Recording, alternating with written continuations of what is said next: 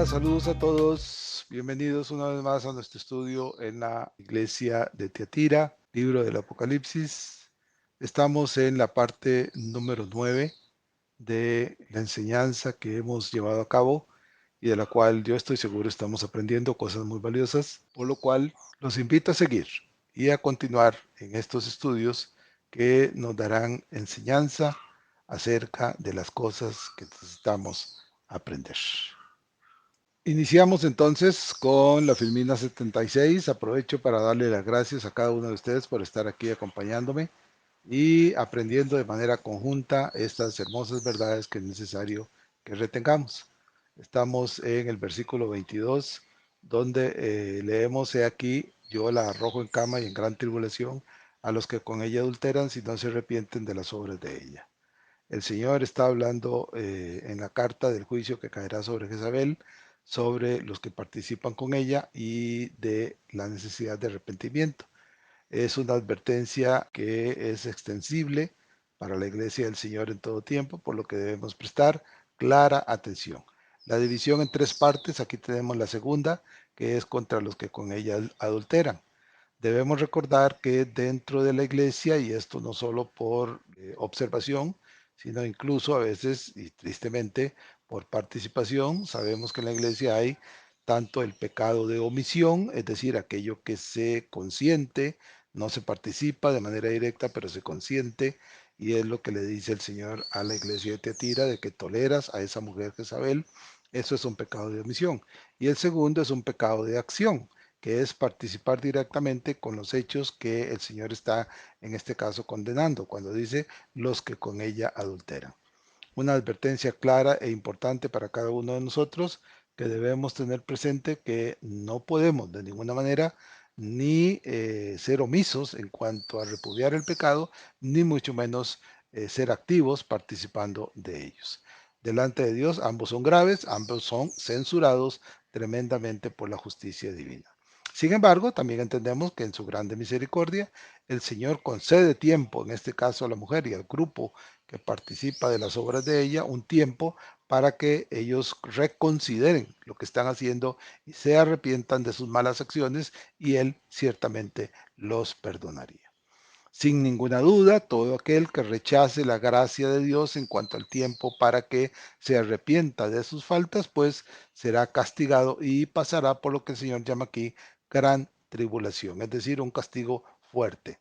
Entendamos que tribulación es una palabra que significa aflicción, angustia, sufrimiento literal y físico. Y viniendo del Señor no solo es fuerte, sino que es completamente justo.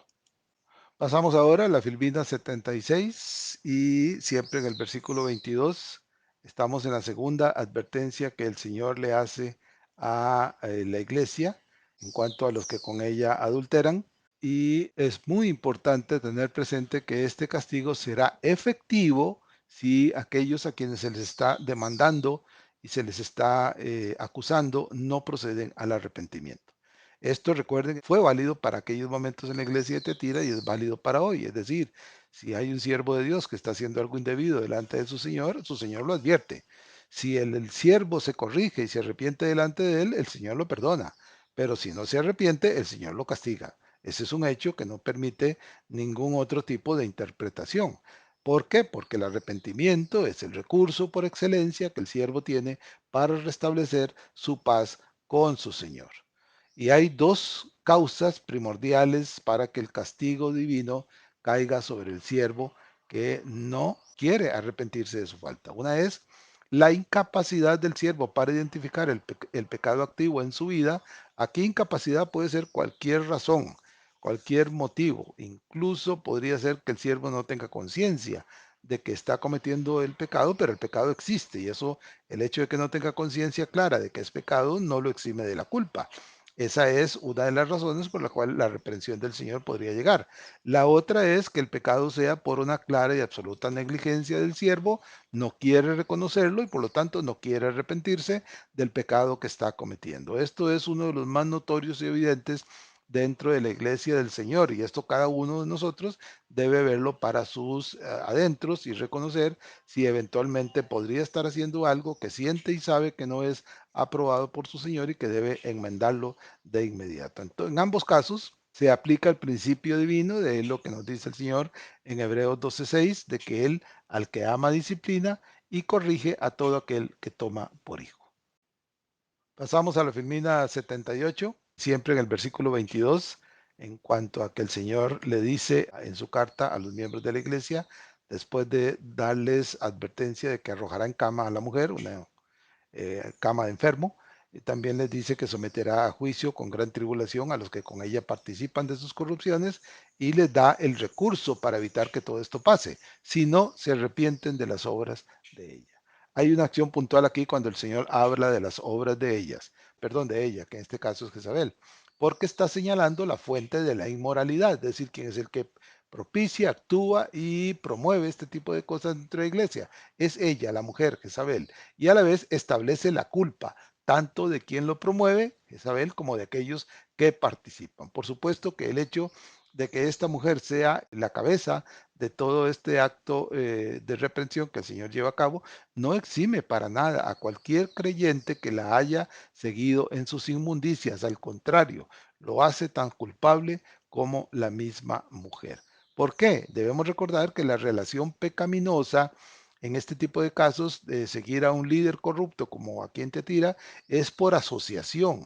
Es decir, aquellos que participaban de lo que la mujer hacía estaban siendo tan culpables como la mujer misma. ¿Y cuál era el recurso en este caso para que tal situación no continuara? Pues simple y sencillamente bastaba romper el vínculo que existía con la mujer.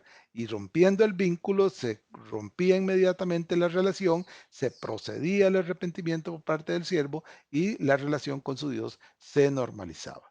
Entonces, en este acto de arrepentimiento, lo que se hace es que se confiesa el pecado cometido, se humilla delante de Dios y el Señor, por supuesto, perdonará esa falta.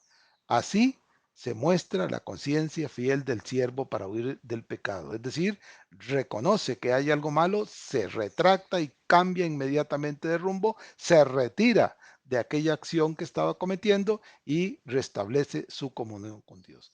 Y aquí veamos tres pasos sencillos como son para poder restablecer esa comunión con el Señor apartándose de aquel pecado. El primero es reconociendo el pecado. Esto es importante. La negación es absolutamente muestra de la terquedad del siervo, reconociendo que ha hecho algo malo delante del Señor es lo primero que debe hacer. Lo segundo, debe apartarse inmediatamente de aquello que está haciendo y dejar de hacerlo. Y lo tercero es pedir perdón a Dios por lo que hizo, humillándose delante de Él, arrepintiéndose de lo hecho, y su Señor lo perdonará. Esto, según lo que el mismo la palabra de Dios nos enseña en la primera carta de Juan, si confesamos nuestros pecados, Él es fiel y justo para perdonar nuestros pecados y limpiarnos de toda maldad. Seguimos con la Filmina 79 y pasamos al versículo 23, donde el Señor también agrega como parte de la advertencia, y a sus hijos heriré de muerte. Esta es la primera parte del versículo. Y vean que esta es una tercera advertencia que el Señor hace, es una amenaza directa en cuanto a aquellos que están cumpliendo con los actos abominables de la mujer. A sus hijos heriré de muerte. La pregunta inevitablemente aquí es, ¿quiénes son esos hijos? ¿A quiénes se refiere? Bueno, hay dos probables explicaciones. Una, que sus hijos sean hijos literales de Jezabel, es decir, nacidos de ella, que ella sea la madre. Esa es una posibilidad. Y esto es entendible de que podían haber sido hijos naturales de ella, porque debemos recordar que esta mujer llevaba una vida prostituida delante de la sociedad, por lo que no sería extraño que hubiese tenido hijos. La segunda es que el término hijo se use en sentido figurado. Es decir, que no son hijos literales, sino seguidores de la mujer, sus discípulos, para llamarlos de alguna manera. Y hacían lo que ella les decía, por lo tanto, de manera figurada se dice que son hijos de ella. Unos versículos que podemos revisar con respecto a esto es 1 Corintios 4:14, 1 Corintios 4:17 y 2 Corintios 6:13. También debe ser totalmente claro que no hay ninguna, absolutamente ninguna razón para entender que cuando el Señor dice a sus hijos heriré de muerte, este castigo y este juicio no sea literal. Es decir, que eventualmente si no hay arrepentimiento por parte de ellos, el Señor les quitará la vida. Eso tengámoslo presente, porque hay ejemplos escriturales que así lo atestiguan. Llegamos a la Filmina 80 y estamos en la tercera advertencia cuando el Señor le dice, dice en su carta a sus hijos, heriré de muerte y estamos tratando de determinar acerca de quiénes podrían haber sido sus hijos. Sin embargo, antes es importante destacar que en el original, cuando se dice a sus hijos heriré de muerte, la frase más exacta de cómo se puede traducir es mataré con muerte. Y este tiene un significado de una muerte terrible, de acuerdo con lo que podemos leer en Ezequiel 33:27, donde se habla que este tipo de muerte es muerte por pestilencia, es decir, algún grado de enfermedad terrible que afecta a todo el cuerpo, y esto es algo que muestra la ira del Señor sobre aquellos que, habiendo tenido oportunidad para arrepentirse, no lo hicieron. Y les decía que hay dos ejemplos escriturales acerca de sentencias divinas que implicaron una muerte inmediata para quienes agraviaron el santo nombre del Señor. Y uno de ellos se encuentra en Levíticos 10, 1 al 2, que son los dos hijos de Aarón, Nadab y Abiú, que presentaron fuego extraño delante del Señor, y el Señor les quitó la vida de forma inmediata, haciendo brotar fuego del altar, y los consumió con ese fuego. Y el otro caso está en Hechos 5 del 1 al 11, que también es tremendamente conocido, que es el de Ananías y Zafira, los cuales, habiendo vendido una propiedad de su pertenencia, llegaron con el dinero delante de Pedro y le dijeron, Pedro, esto es lo que hicimos de la propiedad, aquí te lo dejamos para que lo repartan a los necesitados. El problema es que a ellos les habían pagado más por el lote y se quisieron dejar una parte, con lo cual Pedro les dijo que estaban tratando de engañar al Espíritu y por lo tanto ambos fueron castigados de forma inmediata y a ambos les fue quitado la vida. Con respecto, les decía, a la pregunta que nos hicimos al principio de quiénes son esos hijos, hay unos comentarios bíblicos que creo que es importante que veamos para que podamos tener una visión más clara acerca de quiénes son esos hijos. Llegamos a la Filmina 81 y aquí vemos algunas posiciones con respecto a este término, a sus hijos heriré de muerte. La primera es de Francisco La Cueva, quien para este siervo de Dios, los hijos de los que se habla aquí son nacidos de Jezabel, es decir, que ella era la madre, dice en su comentario La Cueva y a sus hijos, los hijos naturales de Jezabel, mataré con muerte. Explica que este término, mataré con muerte, es un hebraísmo con el que se suele designar a la muerte por peste. Entonces, para la cueva, son hijos naturales de la mujer. Luego, Carballosa da un comentario tanto similar al de la cueva cuando dice, por último, el castigo recae en tres personas o grupos. Primero, Jezabel como cerebro principal. Segundo, los incautos que cometieron adulterio con ella. Y tercero, la descendencia de Jezabel, y a sus hijos heriré de muerte. La tercera posición que mencionaremos es la de Pérez Millos, la cual no define una posición similar a la de los dos anteriores y al respecto comenta. El problema de determinar qué tipo de hijos son a los que se refiere el Señor persiste.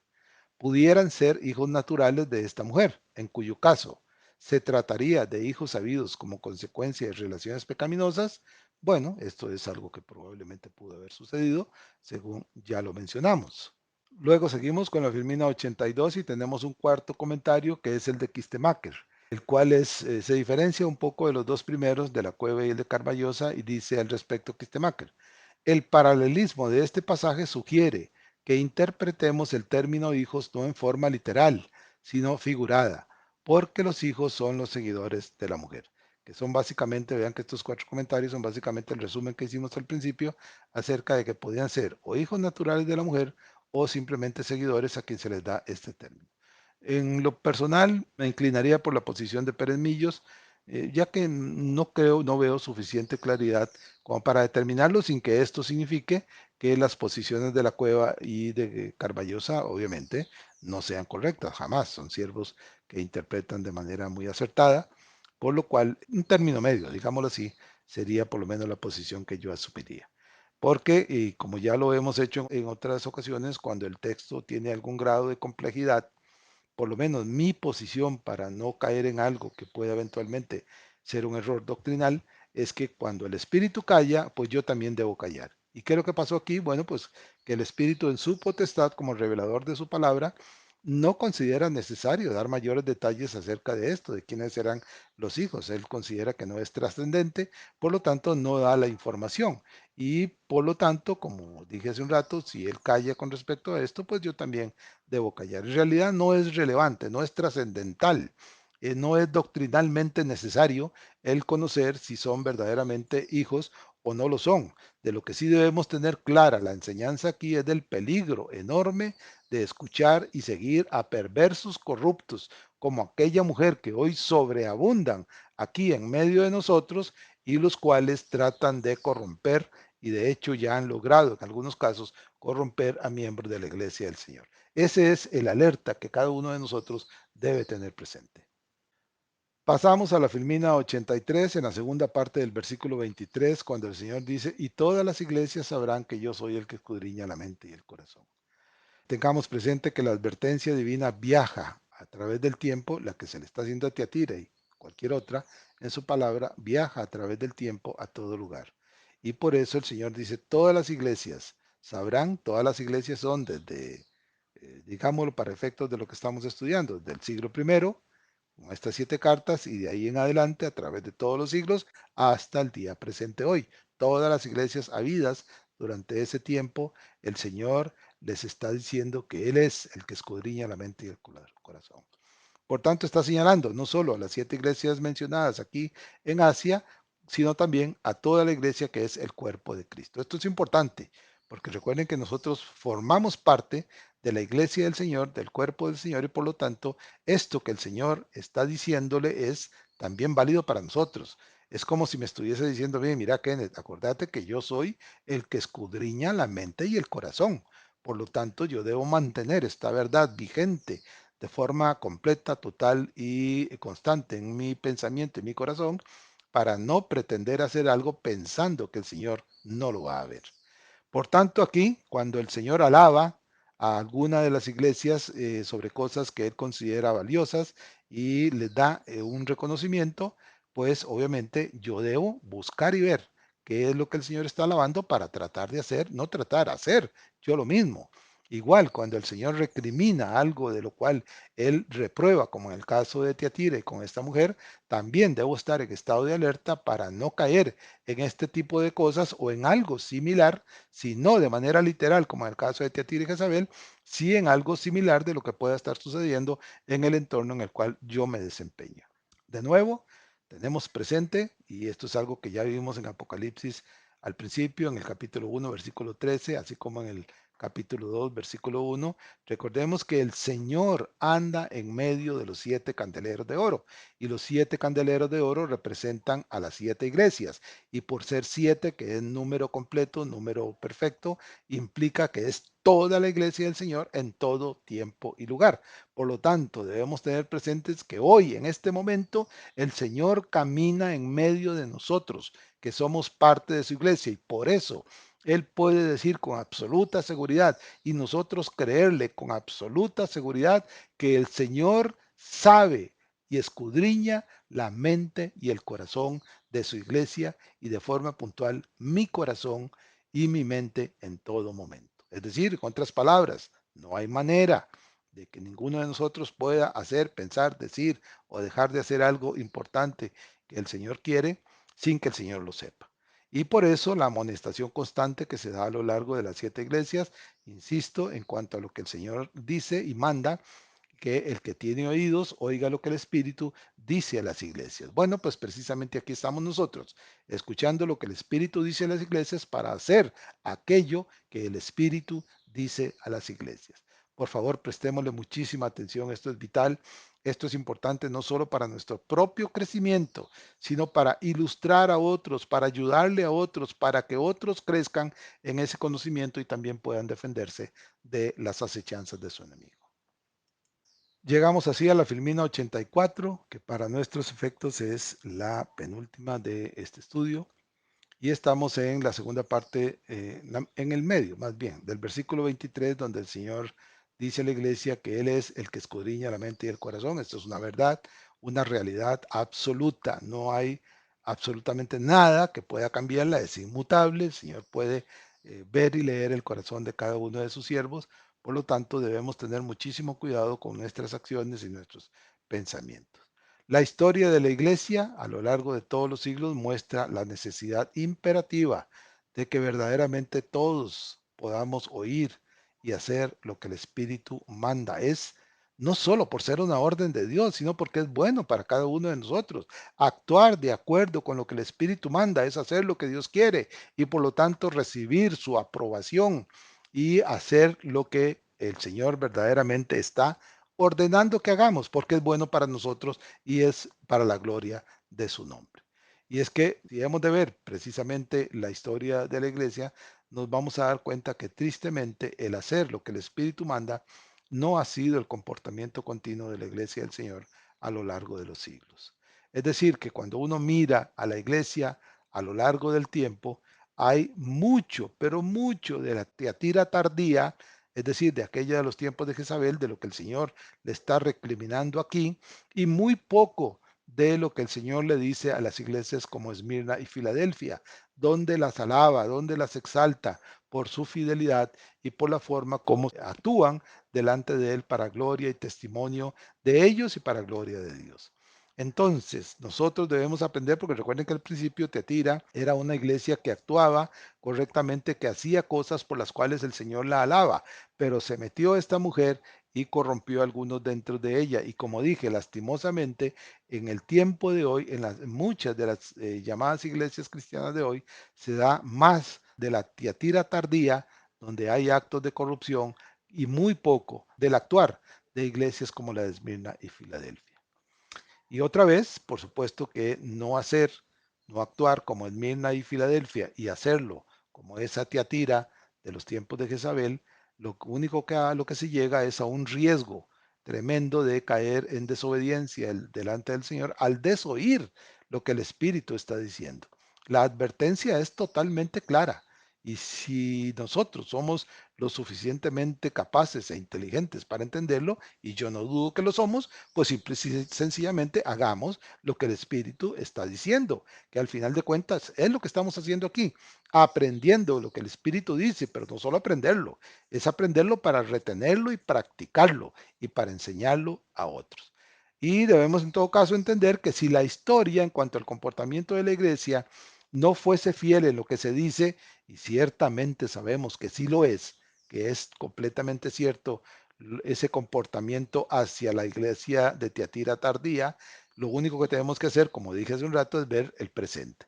Al mirar el hoy de la iglesia del Señor, nos damos cuenta cómo hay siervos de Dios que denuncian el quebrantamiento de las verdades dogmáticas eternas y verdaderas de la palabra de Dios, transformándolas y cambiándolas a conveniencia de los fieles a los cuales ellos enseñan para ser aceptos dentro de fieles que no quieren oír de juicio, que no quieren oír de infierno, que no quieren oír de castigo, sino que solo quieren oír de prosperidad, de dinero, de esto y de lo otro, lo cual es una completa falsedad. Así que por favor escuchemos lo que el Espíritu dice a las iglesias, no caigamos en Teatira y hagamos lo que hacían Esmirna y Filadelfia. Porque hoy esa Jezabel de manera figurada destaca en estos días de manera frenética, poderosa y corrompe a siervos ingenuos que no están capacitados porque no les ha dado la gana de entender e identificar este tipo de eventos y de cosas y de personas para rechazarlos de manera absoluta. Y lo más triste de todo, según lo podemos ver en nuestros días, es que hoy muchos en las iglesias ven este tipo de cosas y callan. Las voces que se levantan para denunciarlas son pocas. Los miembros de la iglesia no prestan atención a estas voces de denuncia y prefieren, repito, escuchar a esos falsos maestros, a esas Jezabeles de hoy en día que les prometen riquezas, que les prometen esto, que les prometen de todo, a cambio simple y sencillamente de creer sus mentiras y sus falsedades. Lo que al final de cuentas los va a llevar a un juicio duro, fortísimo por parte del Señor. Llegamos así a la Filmina 85, que sería la última de este estudio. Estamos en la parte del versículo 23, donde el Señor advierte que Él es el que escudriña la mente y el corazón para dejar claro y enfático que no hay nada dentro de su iglesia que suceda o que vaya a suceder de lo cual Él no tenga conocimiento.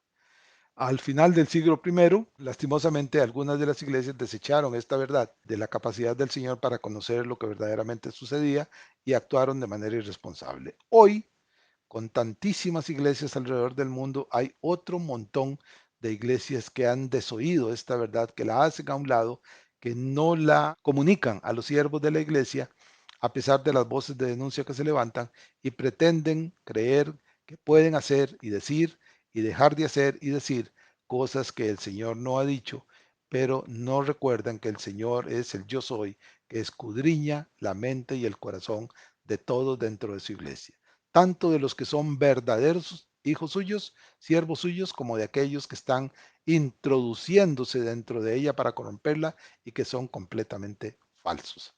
Y ellos así olvidan esta clase de personas que hoy sobreabundan, olvidan con negligencia criminal la pregunta retórica que David se hace en el Salmo 139 cuando leo. Decía el salmista, hablándole al Señor, le dice, tú has conocido mi sentarme y mi levantarme. En otras palabras, tú me conoces todo. Has entendido desde lejos mis pensamientos, es decir, todo lo que pienso, tú sabes ya lo que voy a pensar. Y luego dice, y todos mis caminos te son conocidos. No importa dónde vaya o de dónde venga, tú lo sabes. Y luego se hace la pregunta retórica. ¿A dónde me iré de tu espíritu y a dónde huiré de tu presencia? Es una pregunta retórica porque en la pregunta está la respuesta. ¿A dónde me iré de tu espíritu? A ninguna parte. ¿A dónde huiré de tu presencia? A ninguna parte. No hay lugar en el universo conocido donde alguien se pueda esconder sin que Dios lo encuentre. Continúa el salmista y dice, si subiere a los cielos, allí estás tú. Y si en el Seol hiciere mi estrado, he aquí, allí estás tú. Y luego continúa y dice, si dijere, las tinieblas me cubrirán, aún la noche resplandecerá alrededor de mí, aún las tinieblas no encubren de ti, y la noche resplandece como el día. Lo mismo te son las tinieblas que la luz. Tú formaste mis entrañas, tú me hiciste en el vientre de mi madre. Es decir, en otras palabras, no hay nada dentro de mí o dentro de usted que el Señor no sepa y no conozca. Y no hay nada dentro de su iglesia que el Señor no sepa o no conozca, porque Él escudriña la mente y el corazón de todos y cada uno de los miembros de su iglesia. Así que, ¿qué tenemos que hacer? Pues simple y sencillamente actuar y vivir nuestra vida según aprendemos de lo que el Espíritu nos dice a cada uno de nosotros. Seamos fieles, sigamos siendo fieles. Es tan relativamente sencillo, si se quiere, cuando hay voluntad y deseo de hacer las cosas según el Señor lo manda, según el Espíritu nos lo enseña. Si no hay voluntad, se quiebra, se distrae y ofende a su Dios. Si hay voluntad, hará todo el esfuerzo necesario y el Señor lo fortalecerá para que pueda seguir haciendo, llevando una vida correcta y digna delante del Señor. Hagámoslo.